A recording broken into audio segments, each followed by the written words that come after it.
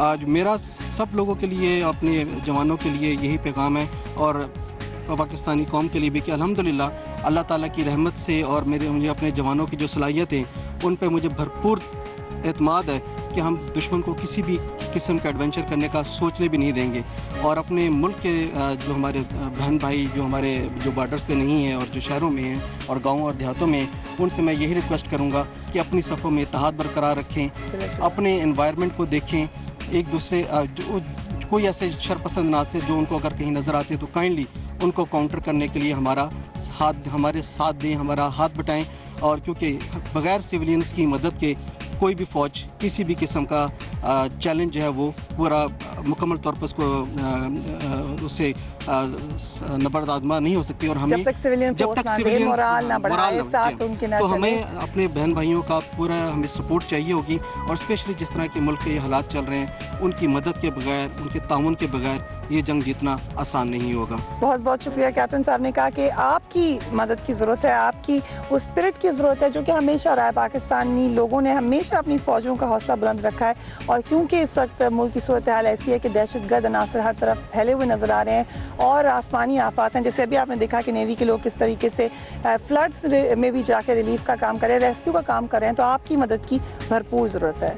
ये तमाम जो आपको लग रहा होगा कि पौधे शायद हैं, लेकिन ये पौधे नहीं हैं, असल में ये मरीन्स हैं यहाँ पर बैठे हुए। और ये कैमोफ्लेज करने का तरीका है, जिस तरह प्लांट्स के अंदर या पौधों के अंदर उनको रखा जाता है। आप लोगों को कैमोफ्लेज की टेक्निक कैसे सिखाई जाती है? हमें जो है ये हमारे स्टाफ हैं वो हमें कैमोफ्लेज की ये तरबियत देते हैं, क्योंकि इसलिए कि जब अगर कोई जंग हो जाए या कोई ऐसा मामला हो तो इसकी वजह से हम ये उसकी वजह से ये होता है। तो जहाँ भी आप हो आप उसमें कैमोफ्लेज करना सीखते हैं? हाँ, जहाँ भी हो कर सकते हैं हम। ठीक है। हम लोग जबकि यहाँ पर मौजूद हैं, बारिश होना शुरू हो गई है, मगर बारिश हो या आंधी हो या तूफान हो, ट्रेनिंग जारी रहती है। आप लोगों को छुट्टी नहीं मिलती जब ऐसे आंधी या बारिश आ रही है? नहीं, फौज को तो छुट्टी है ही नहीं, लेकिन हमें फिर भी नहीं मिलती। हम ट्रेनिंग करते हैं, अपनी ट्रेनिंग में तो हम आप साथ साथ ट्रेनिंग करते रहते हैं। हम देखते हैं किस तरीके से ट्रेनिंग होती है यहाँ पर।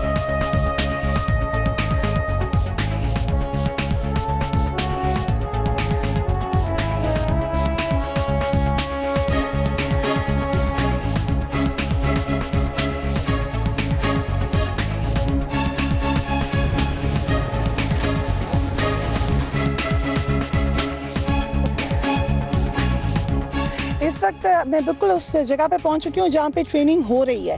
ऊपर दूर दूर थोड़ा सा हमें आसमान नज़र आ रहा है, पौधे हैं सारी तरफ, और पीछे आपको अगर पौधों के अंदर नज़र आ रहे हैं तो मरीन्स के जवान हैं जो अपनी ट्रेनिंग कर रहे हैं। यहाँ पे चलना काफ़ी मुश्किल है, मैं आपको थोड़ा सा चलकर दिखाऊँ। हालांकि हमने भी वो स्पेशल ट्रेनिंग बूट्स पहने हैं जो कि मरीन्स के लिए, लेकिन उसके बावजूद काफ़ी तकलीफ से इस मार्शी एरिया में आप चलते हैं। और इसमें किस तरीके से लोग ट्रेनिंग करें, ये काफ़ी मुश्किल काम है। और मुझे काफ़ी ज़्यादा खुशी हो रही है कि हमारे मरीन्स इतने ट्रेंड हैं कि ऐसे एरिया के अंदर जाके भी वो काम करते हैं।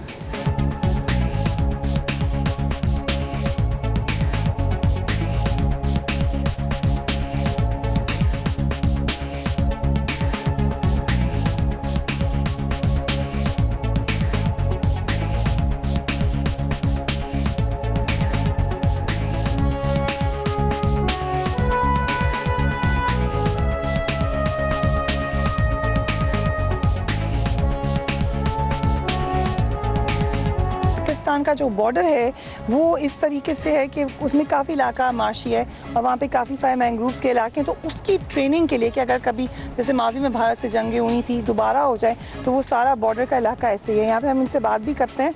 थोड़ा सा ऐसे वक्त में आपसे बात करना शायद आपको बुरा ना लगे। अस्सलाम वालेकुम। वालेकुम अस्सलाम। अच्छा, आप यहाँ पे रोज़ाना जो ट्रेनिंग होती है इसमें क्या आपका मकसद क्या होता है, ऑब्जेक्टिव क्या होता है? इसका मकसद ये है कि जब भी हमारी दुश्मन के साथ जंग हो तो हमें कोई मुश्किल ना पेश आए और हम सीना तान के दुश्मन के खिलाफ जंग लड़ सकें। तो ये जो पानी है इसके अंदर काफ़ी वो होते होंगे कीड़े मकोड़े और चीज़ें? ये तो क्या कीड़े मकोड़े हमारा क्या बिगाड़ सकेंगे, हम दुश्मन की गोली से नहीं डरेंगे, ये कीड़े मकोड़े क्या बिगाड़ेंगे? कीड़े मकोड़े क्या बिगाड़ सकते हैं? आगे किसी और से भी बात करते हैं, चलकर देखते हैं वो क्या कह रहे हैं। आप बताएं, आपने जो गन पकड़ी हुई है ये काफ़ी ठीक ठाक भारी गन है आपकी। यहाँ पे मेरा तो पैर अंदर जा रहा है तो भारी नहीं आता। आप लोग किस तरीके से क्रॉल करके आगे आ रहे हैं? मैम, हमें तकरीबन काफ़ी ट्रेनिंग में, मुश्किल ट्रेनिंग में हमें सिखाया गया है और ये हमें जो है ना, इसके बाद हमारे लिए कोई मुश्किल नहीं है। ये गन तो ठीक ठाक भारी है, हाँ जी। तो इसके साथ आपको ये यहाँ पे क्रॉल करना पड़ता है। शुरू में आप भी इसी तरह मसला होता होगा आपको, जैसे मुझे हो रहा है आज? ये शुरू में जब हम आए थे तो हमें ये मसला हुआ था, लेकिन अभी काफ़ी ट्रेनिंग के बाद हमें कोई मसला नहीं और हम दुश्मन का मुकाबला सीना तान के कर सकते हैं। अच्छा, आपके इधर कीड़ा फिर रहा है वैसे, लेकिन मुझे बताइएगा आप कीड़ों से डरते नहीं है। मुझे ये बताइएगा कि कल दुश्मन हमला कर दे तो आप तैयार? जी हम तैयार हैं, 100% हम तैयार हैं। हम दुश्मन का मुकाबला सीना तान के करेंगे। दुश्मन का मसला नहीं है। दुश्मन का मुकाबला सीना तान के करेंगे, बिल्कुल रेडी है फोर्स। आप देख सकते हैं उनकी ट्रेनिंग से कि यकीनन वो रेडी है। मेरा पैर तो कीचड़ में एक दफ़ा जाता तो बाहर नहीं निकलता, मगर आफरीन है जवानों पर कि वो इसी कीचड़ के अंदर मुसलसल ट्रेनिंग कर रहे हैं और अच्छी ट्रेनिंग कर रहे हैं। पौधों के नीचे कीचड़ में जहाँ कीड़े मकोड़े वाफर मिकदार में थे, बल्कि सांपों का होना भी कोई नई बात नहीं थी। दिल लगाकर ट्रेनिंग करना हमारे बहादुर जवानों का ही शेवा है। मगर ये जवान सिर्फ इस खतरनाक इलाके में ही नहीं लड़ते, बल्कि समंदर के ऊपर भी इनकी पूरी नजर है। पाकिस्तान नेवी की मुख्तलिफ एक्सरसाइजेज जो हमने आपको बताई, एक और नई ट्रेनिंग पाकिस्तान नेवी ने अभी ये शुरू की हुई है कि अगर कोई हमला कर देता है और उसके बाद खुदा न खास्ता हमला करने के बाद वो भागने की कोशिश करता है तो उसको बचाने का क्या तरीका होगा या उनके पीछे जाने का क्या तरीका होगा, यही एक्सरसाइज हम अभी आपको दिखाने लगे हैं। बिल्कुल आप मेरे पीछे देख सकते हैं, वहाँ से 2 बोट्स आएंगी और फिर आप देखिएगा कि किस तरीके से नेवी के जवान उनके पीछे जाएंगे और जाके जो रिकवरी का प्रोसीजर है वो आपको करके दिखाएंगे। रिपोर्ट के एक सस्पिशियस बोट आ रही है कंट्रोल में। Control sir 01 suspected boat approach to Mike Sierra. This is control, Roger. Initiate actions as per standard operating procedures. Send Romeo 5 towards Mike Sierra and put Charlie 3 on standby. Over. This is Delta 1, Roger. Romeo 5, Delta 1. Delta 1, Romeo 5. Romeo 5, this is Delta 1, 01, suspected boat. ये बोल delta 1, this is Romeo 4. Sir Romeo 5 ने और boat को cover किया हुआ है और एक बंदा उनको बराबर चेक कर रहा है और एक बंदे ने उनको कवर फायर दिया हुआ है। अवेयर हो सकता है कि ये सुसाइड बॉम्बर्स हों। Over. This is delta 1, roger. Hotel Mike, this is delta 1।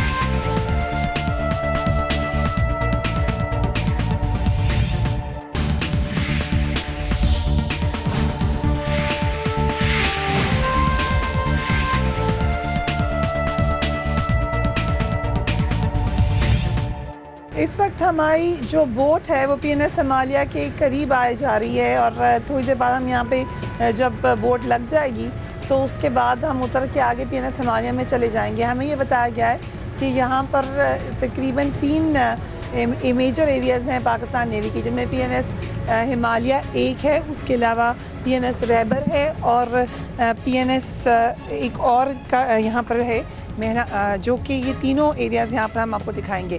आगे जो है, जो सबसे इम्पॉर्टेंट चीज़ हम अभी यहाँ पे देखेंगे वो सेलर्स की ट्रेनिंग कि वो कैसे होती है।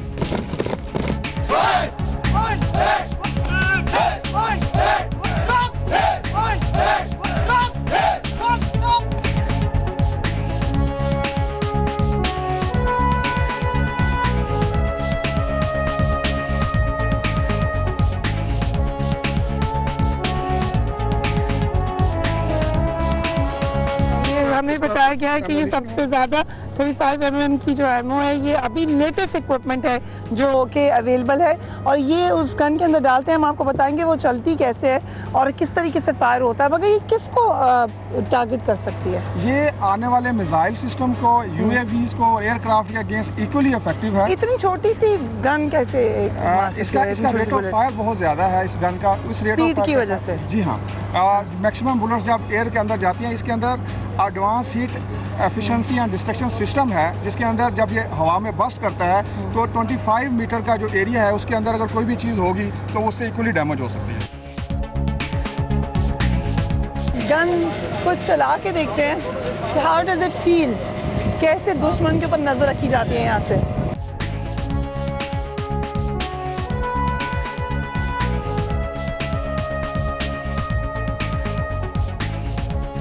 पीछे वहाँ पे वो जगह थी जहाँ से हमने आपको दिखाया कि किस तरीके से गन वहाँ पे चलती है।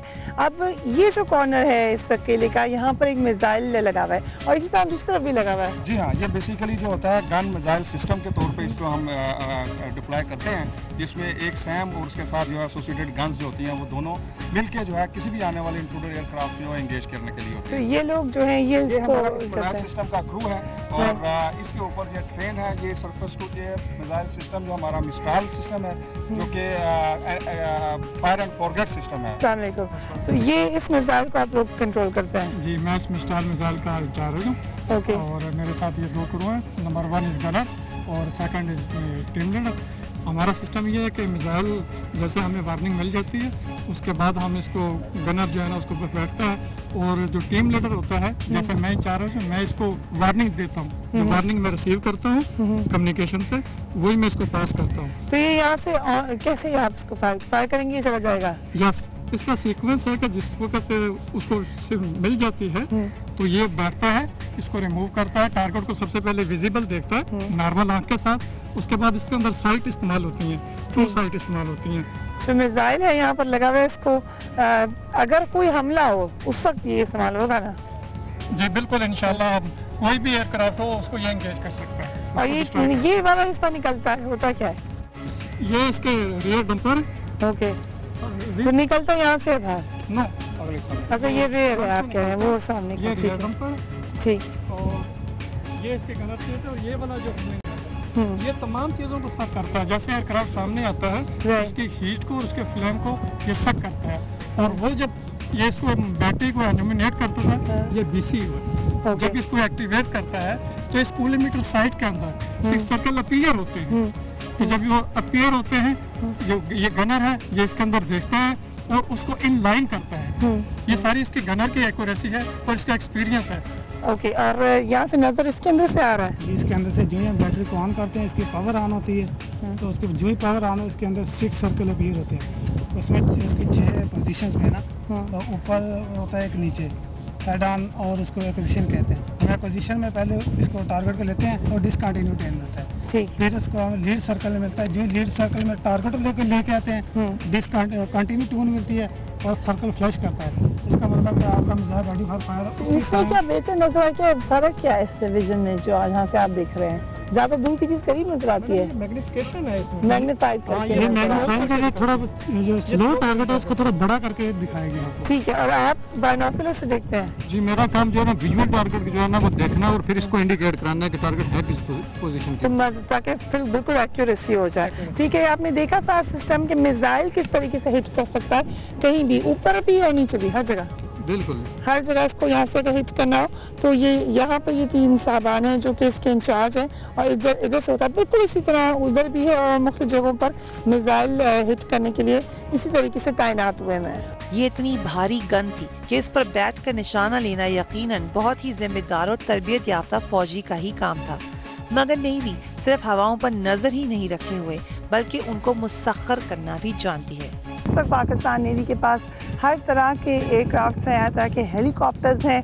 हमें बताया गया उसमें P3 है, उसमें फोकस हैं और बहुत सारे मुख्तलिफ टाइप्स के न सिर्फ रोटेटरी एयरक्राफ्ट्स हैं बल्कि दूसरे स्टैटिक क्राफ्ट्स भी हैं, यानी जहाज़ भी हैं और हेलीकॉप्टर भी हैं। इन सब के साथ मिलकर पाकिस्तान नेवी ने पाकिस्तान के ऊपर नज़र रखी हुई है, पाकिस्तान के समुद्रों पर, पाकिस्तान की हवाओं पर नज़र रखी हुई है।